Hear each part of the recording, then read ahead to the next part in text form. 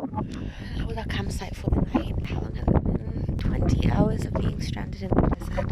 It was so windy last night. My mum and I slept in the tent, but everyone else was sleeping out in the open. Oh, it was so awful.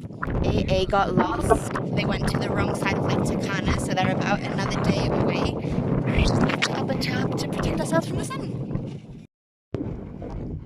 It's officially been over 24 hours stuck in the desert. AA got lost. We've called a local person to come pick us up. Who knows when they'll get here.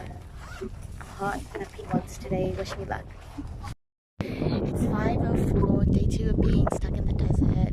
No one has driven. Like, we've seen no one except a group of people last night who were walking and didn't come and say hello. Help is supposed to be on its way. ETA 1 hour from now, but ETA was 1 a.m. last night, so let's see.